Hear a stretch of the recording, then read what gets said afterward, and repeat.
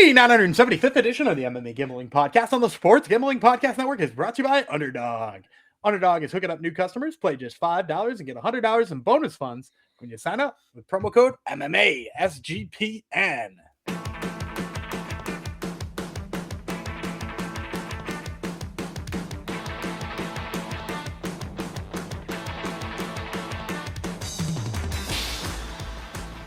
Howdy ho, degenerinos. Welcome to episode 975 of the MMA Gambling Podcast, the Sports Gambling Podcast Network, dedicated to Chris Robinson, who thanks us for the hours of entertainment on Twitter. We're one of his top channels. So thank you, Chris Robinson, for checking out the MMA Gambling Podcast this year. Thank you, everyone who is checking us out right now. I am the Dessert Warrior, Jeff Fox, with me, Daniel Gumby Vreeland.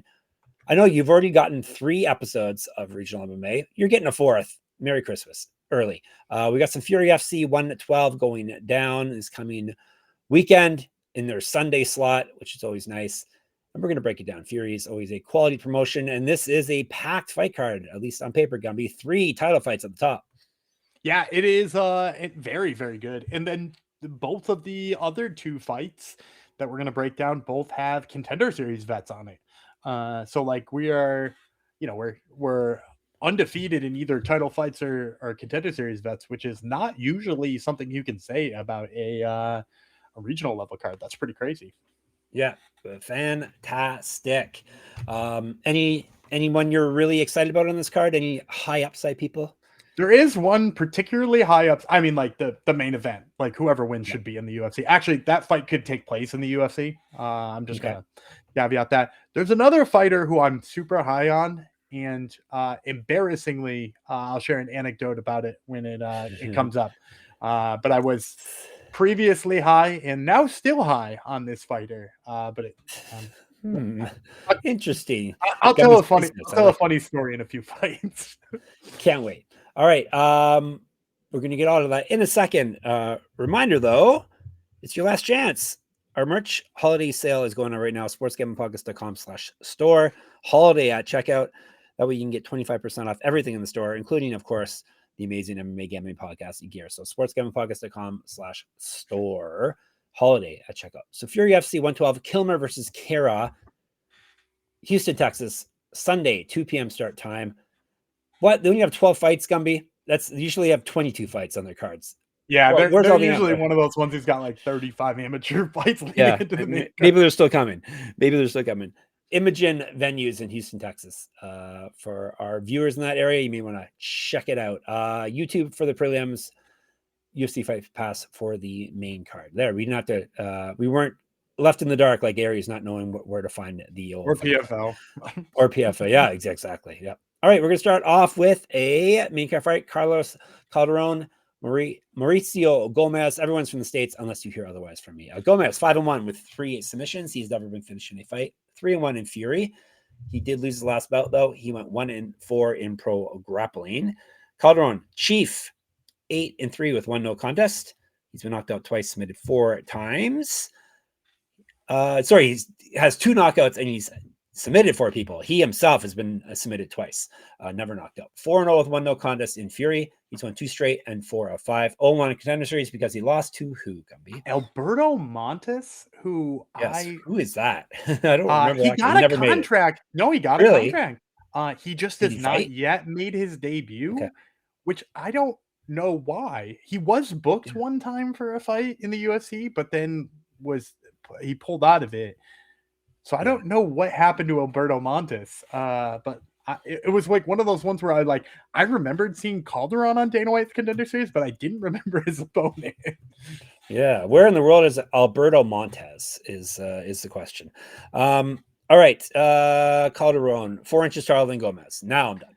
Yeah, I mean, Calderon should be a massive favorite here. I don't know how large that number will get, but it should be in the high 2s, low 3s, in my opinion. Look, Gomez, kind of a big one-punch guy, doesn't really put together combinations. His wrestling defense isn't great, although he does wrestle a little bit himself. A lot of it comes from, like I've seen him taken down and then wrestle himself back up to like a single leg and like use the single leg to get back up. And sometimes he even finishes it. So like he's got some wrestling to speak of, but like Calderon, like he's a got a really nice pace. His wrestling is really sneaky, both with the inside trips and with the doubles. He holds people down exceptionally well. Actually, I went back and I watched that fight with Alberto Montes because I don't remember Alberto Montes at all. And like Calderon was winning the fight and just kind of gassed out and wound up losing for that reason.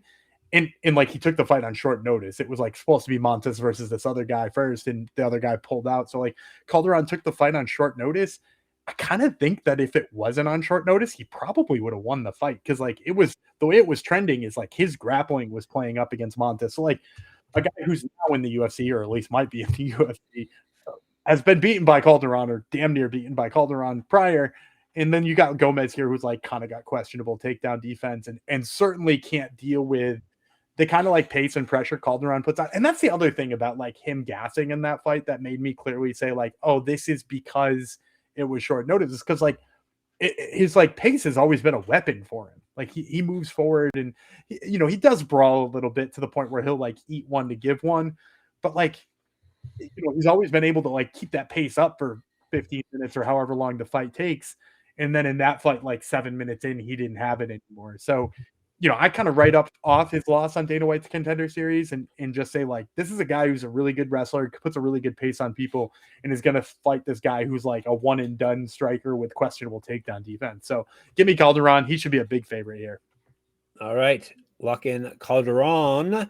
We are moving on up the card to 140. Actually, we're sticking in 145. Cameron Grace, United States. Anvar Boynazarov. He is from Uzbekistan because his nickname is the Uzbek. I'll tell you some more about the Uzbek. He's 5-4 with 4 knockouts. Knocked out once, submitted 3 times. He also Browns. This is his Fury debut. He's lost 2 straight and gone 2-4 over his last 6. Past 2 losses, both via submission. 0-1 on a Contender Series because he lost 2. He lost to Eric Silva. And I remember that one because when the UFC signed Eric Silva, which, by the way, I was like, I don't even know how good this guy is because he beat Boynazarov, and you're about to hear me say a lot of unflattering things about Boynazarov. Dana White even was like, I don't know how good this guy is because he just beat Boynazarov. Like me and Dana White were on the same page about that one because he was like, this Anvar Boynazarov guy did not belong here. So yeah, I remember he lost to Eric Silva, who unceremoniously went 0-2 and was released and never fought again. Yep. All right. That's Boynazarov for you. He used to fight 135, 155, 1-2 in pro karate, 1-0 in custom fighting, 1-0 in bare knuckle MMA, 4-6 in pro kickboxing, 1-6 in Muay Thai. He's not really good in any sport then. Here is he? a lot of bad records. Better than me, but not good professionally. Kamikaze is Grace's nickname. 14-8 with 8 knockouts. He's been knocked out himself 5 times. 13-7 in Fury. He's a former 2-time champion of the promotion. He's won 4 of 5, 5 of 10. TKO loss in his last bout. He's fought at 155, 2015 pro MMA debut. 0-1 in pro grappling. 4 years younger than Boynazarov. 2 inches taller, 6-inch reach advantage. Yeah, I think they think they're being cute here with the booking here because you got Graves who's like been knocked out and is like a jiu-jitsu black belt who like, I mean, he doesn't hang well on the feet necessarily. And you're putting him with a kickboxer and Boynazarov who's got like just atrocious grappling defense, like really, really, truly bad grappling defense. And I think they think they're being cute because they're like, oh, fun style of matchup. But like, I feel like Graves just gets in on the takedown in no time. And I also think like in terms of the thing they're worse at, look, Graves does not want to be striking with most people. That's just a fact. But like, he is not like a fish out of water like Boynazarov is when it comes to the grappling. Boynazarov looks like he has no idea what he's doing on the mat. And the worst part is he lost a bunch of MMA fights that way, both on Contender Series and on the regional scene. I think you said he's coming off of 2 straight losses, both by submission.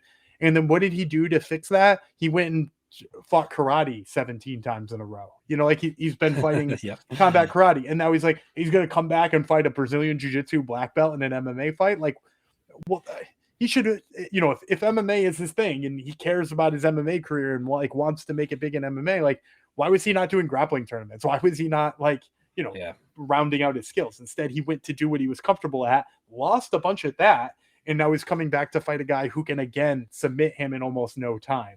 So yeah, like obviously I like Cameron Graves here. I'm interested in what the line will be like. I think Graves, having fought a higher level competition, like he fought Justice Torres and took him down. Torres wound up on Contender Series and whatnot. Whereas like Boynazarov, like again, he's been fighting combat karate and was 0-2 in his last 2 MMA fights prior to that. I have to imagine Graves is a favorite, but it'll be interesting to see if like the fact that he's been knocked out a little bit will help get that line closer to playable. But personally, this is like a -500 fight for me for Graves. Anything south of that, he's like a fun parlay piece. All right, lock in Graves as a big favorite here. All right, tell you about Kalshi, KALSHI. We just partnered up with them, and they're a real money prediction market, legal in all 50 states. So in all 50 states, you can trade tons of markets in sports, including NFL, college football, college basketball, NBA, NHL, and more. Plus, you can even trade props like first touchdowns. Besides sports, they have tons of other markets, including politics, entertainment. Hell, they even have the weather. Kalshi, you can trade anything. So check out all the wacky stuff you can trade over at Kalshi. And new Kalshi customers get $20 when they use promo code SGPN. So that's Kalshi, KALSHI, promo code SGPN. And Underdog is your home for pick'em entries where you can win up to 5,000 times your entry. Gumby's probably got a winning play for you right now. Got to feel it. Sure. We got the Raptors and the Celtics on Tuesday night, which is the day that this is dropping. I like how you always have to say what day it is to remind yourself for some reason. It's a little bit for me. It's a little bit for the people who are listening. Maybe like the day after it drops, if you happen to so be that person. But every time the Celtics play, I'm taking Jaylen Brown's higher than on his points. The dude's good for 30 pretty much every time he plays. Raptors don't have bad defense, but no RJ Barrett in the middle too. He's still on the mend. So I imagine Jaylen Brown's still going to go for another 30 here. Take the higher than on his points. Okay, Underdog's got a brand new offer for new customers. Play just $5 and get $100 of bonus funds when you sign up with our code MMA SGPN. Right, nothing but gold or silver or some kind of belt on the line the rest of the way through. None of them are vacant or interim too, which is always nice. FFC strawberry. This one actually, I think, is vacant. There's no champ going into this one actually, or maybe the next one too. I think Amaro fight Jessica Del Boni for their title in her last fight and won. Actually, I think you might be right. Yeah, it's just that they don't have the logos up on. Oh, Tapology doesn't have the logo. I'm pretty sure Amaro is the champ. Yeah. Right. Okay. FFC strawweight championship. Andrea Amaro, apparently the champ, versus Anna Melisano, the challenger, 5-5-minute rounds, 115. Yeah, you're right. I got Amaro listed as champ. So there you go. Okay. Melisano Bandana is the nickname, Gumby. Anna Bandana. Yeah. Yeah. It's not as funny when you actually say it like that. Yeah, Anna Bandana is pretty funny. Anna Bandana is funny, but just calling yourself Bandana is also funny, even if your name's not Anna. Maybe that'll be my new name, Gumby. Jeff Bandana Fox. Yep. That's it. All right. She's 5-1, 1 knockout, 1 submission. She's been submitted once. 3-0 in Fury. She's won 5 straight, 2 straight via finish. She is not. She's lost a fight April 2023. He's fed at 125. 2 years younger than Amaro. 5 inches taller. 8-inch reach advantage. That's huge. One nickname I'm not stealing is Amaro's nickname. Gumby, do you know what her nickname is? Piggy. I'm not taking Piggy's nickname. Piggy feels so wrong. Then it's Piggy. 7-2, 2 knockouts, 1 submission. She's been submitted once. She's 3-0 in Fury and the champion, as we just discussed. She's won 6 straight. She's not lost since November 2021. She went 1-0 in Invicta when Invicta was a thing. I think they have 3 events this year, and that's They're starting back up in February, I heard. Good. Anyhow, all right, I'm done. You go ahead. All right, here's my embarrassing story. So I started watching film on Anna Bandana here, Anna Melisano. And I was like, man, she's good. Why don't I know about her? I'm like watching. I'm like, she kind of reminds me of Anna Crutchfeld, who she got married, right? Yeah, and it is Anna Crutchfeld. like I watched like almost the whole one of her fights and was like, man, she really fights like Anna Crutchfeld. And then I was like, wait a second. And then I like pulled up her Tapology page and I was like, it's Anna Crutchfeld. It's just she got married or changed her name, whatever it is. But I was like, yeah, I literally watched almost a whole one of her fights being like, she looks like that prospect I like and happens to have the same first name, before I finally was like, oh, it's her. It's just her again. That's terrible. And the reason I like Crutchfeld, or now Melisano, is first of all, she had a really nice amateur career. She turned pro. Everybody was hyped on her pro debut. She lost in her pro debut, but she lost in her pro debut to Cheyenne Bowers. So, like, in retrospect, like, what a crazy person to have to make your pro debut against, you know, a future LFA champion, and just like, you know, somebody who I think probably belongs in the UFC at some point in time is Bowers. And so for Melisano, you know, like, the things I've always liked about her is, first of all, she is lightning quick with her kicks. She's very, very, very fast. She's a little bit of a bruiser in the clinch. Like, when she gets a hold of you in the clinch, she can do like a lot of damage there. Which makes sense. Like, if you watch her stance when she's throwing strikes, it's clear there's some like Muay Thai training there. She's got like the foot stomp, and, you know, so like, obviously quick kicks and working the clinch makes a lot of sense. But she also like works really well on top when she does get takedowns. So if she winds up in the clinch, sometimes she like just, you know, sort of tosses people around in the clinch, and her ground and pound is really brutal. She likes to lock one leg and wind up in half guard so that she can just like kind of let go without having to worry about you getting away. She does it well both against the cage and out in the open. Like, there's just so much to like about Anna Melisano. So, you know, I'm a big fan. And then with Amaro, like, you know, she fought that's Jessica Del Boni, which is certainly not a bad win, but Del Boni's, if I'm not mistaken, an atom weight. So there was a little bit of a size problem there for her. And it's going to be like the opposite here for Amaro. And even with there being like a clear size advantage for Amaro, she was the one getting taken down the most in that fight. It's very clear she would rather be striking, but I don't think she's faster than Melisano, and she certainly doesn't hit harder than Melisano. And then, like, when you add in too that, like, you know, I just said she doesn't hit harder. And a lot of that is because, like, it seems like Amaro probably comes from more of a karate striking base. And you know how, like, sometimes when karate fighters they sometimes get their hands, like, not, I got to figure out the right way I want to phrase this. Their feet don't stay underneath them when they strike sometimes. And I don't know all the ins and outs of karate and why they do that. But, like, sometimes when they blitz forward, it feels like their feet are way behind and they're not, like, in their base. And as a result, when she does that, like, her power really trails off. And also, like, it leaves her to be, like, kicked pretty easily because she's like, her legs are still playing catch up, and it's not really easy when your base isn't right underneath you. I think Melisano's going to brutalize her if she does that. I also think there's a chance she, like, blitzes forward like that. Melisano gets a hold of her, and they just wind up in the clinch, and that's where she does her best work. So I'm going to take Anna Melisano, knee Crutchfeld, you know, I'm pretty confident. I actually think she'll probably be a dog here too. Record looks a little worse. Isn't coming off of a win over a former Invicta star.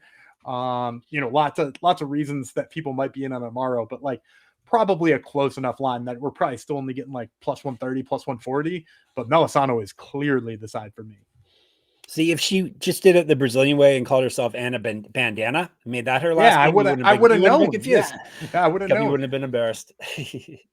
All right, next belt on the line is for the FFC Lightweight Championship on the men's side. Hector, Saenz, Jonathan, and Martin, a couple of Americans going for a gold here.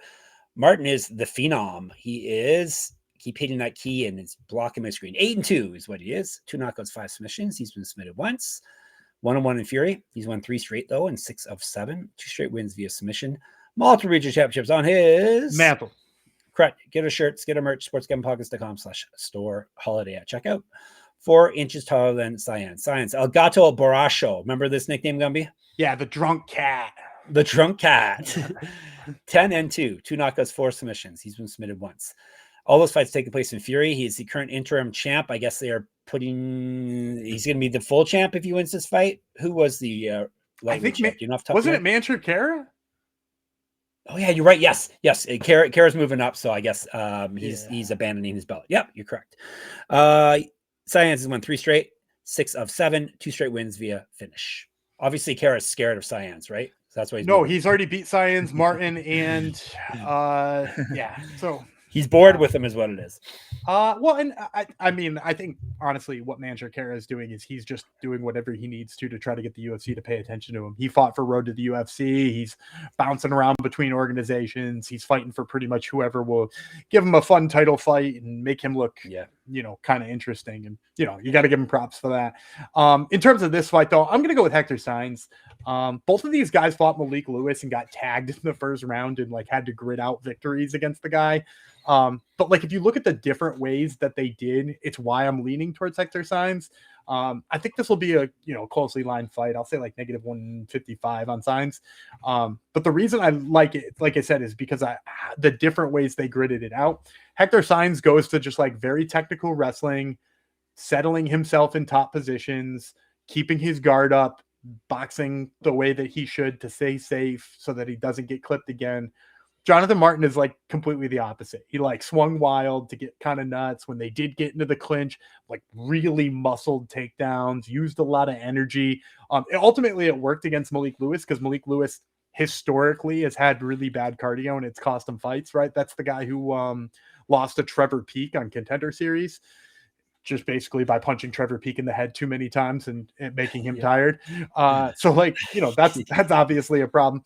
But so like Jonathan Martin just like obliged him with that kind of fight and like gassed him out. But against Hector Saenz, I think you have to go with a more technical approach, or you have to like try to goad him into fighting wild, and he just doesn't do that. So I'll take the guy who's, I think, going to bring the more technical approach, probably isn't going to tire as quickly, because while Martin was the fresher guy in that fight up against the guy who's going to be more technical and not going to tire themselves out, I think Saenz will be the more fresh guy late into the fourth and fifth round, should it get that deep in this one. So I'll take Hector Saenz just being more technical. All right, the Drunk Cat is the pick. All right, before we get you to the main event, tell you about No Big. We're brought to you by No Big, NOBIG. No Big is America's #1 sports prediction market. No Big, you're getting the best prices because they have reduced juice on bets.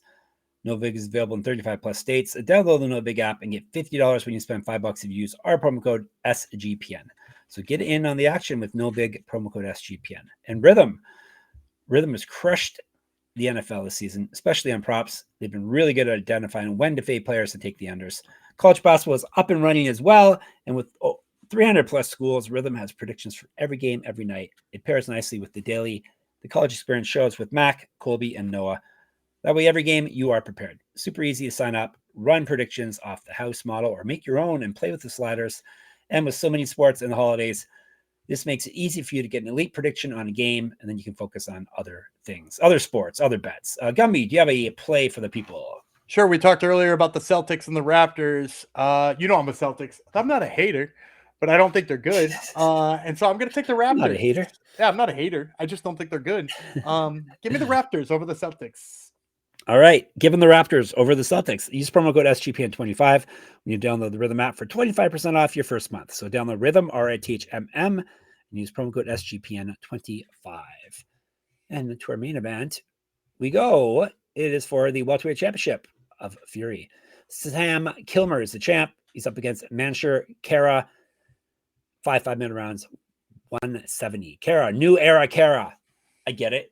9-0, 1 knockout, 6 submissions. He's 4-0 in Fury. He technically is the 155-pound champ. He just relinquished the belt to move up the weight class here. He went 1-0 road to UFC. He has fought at 145 and 155. 1-0 in bare knuckle MMA. 2-5-1 as a pro grappler. Kilmer is 9-4, 3 knockouts, 5 submissions. He's never been finished in a fight. He's 5-4 in Fury, and the current champion. He's on 3 straight, 5 of 6. His last bout, he won via submission. He has not lost since November 2023. He's fought at 145 and 155. He's 9 years younger than Khera, 3 inches taller, 5-inch reach advantage. And it's a rematch, is it? And it's a rematch. And Khera would have won because he's undefeated. Yeah, Khera won, I want to say it was like 3 years ago. And I think for that reason, and the undefeated reason, and the having held another title in this organization reason, you're going to see Khera like negative 230, like maybe plus 200 on Kilmer. And I actually think this is the perfect time to pick Sam Kilmer. Despite having lost to Mansher Khera, there's a couple of things I like about their first fight that make me like him here too. The first one being is he really controlled the early part of that fight. He had his own takedowns. In general, Kilmer's grappling game has always been really superlative. And, as he is progressed since that loss to Khera, his hands have sort of come around. And I think his grappling has maybe even gotten a little tighter in terms of, holding people down and doing damage once they're there. He's looked excellent in his last 2 or 3 fights. And for Khera, don't get me wrong, he looks good too, but I kind of think he's not as well fit for 170 as Kilmer is. You mentioned he's fought at 45 and, he didn't really look all that worse for the wear there. Whereas like when you watch their first fight, I kind of think Kilmer fades just because he's like so big for the weight class that he was like cutting too much weight and like killing himself. Now, since coming back up to welterweight, he's 3-0 since then. He won their title, and now he's fighting the same guy with like a chance to maybe not gas as much in this fight, right? Because like if he, you know, it looked like he clearly won the first round to me in that fight before kind of falling apart in the second. If he could continue that pace and continue that style, and like I said, he's perhaps gotten even better since that fight. Not that Khera hasn't, but he's perhaps gotten better since that fight. There's no reason that he couldn't replicate it if he can keep the cardio up, right? If he doesn't tire out, if he doesn't, you know, wind up becoming a shell of himself. And if that's the case, I kind of like Sam Kilmer here to defend his belt and sort of upset Khera. I also just like, this is maybe not a handicapped thing, but like, I kind of don't like the fact that Khera is like, just give me a fight wherever, whatever weight class, I'll move up, I'll move down, I'll fight for this organization, I'll fight for that organization. Because like clearly his goal is to get to the UFC, but like I don't necessarily think he's being all that intentional with what he's doing. You know, like it's good that they gave him a fight on road to the UFC. It was one of those showcase fights.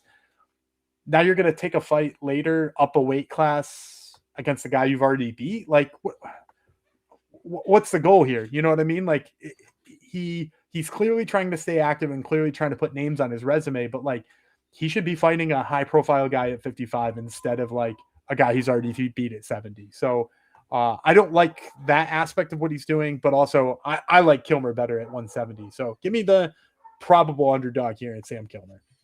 All right. Let's give you a recap. He's got Kilmer. He's got Saenz.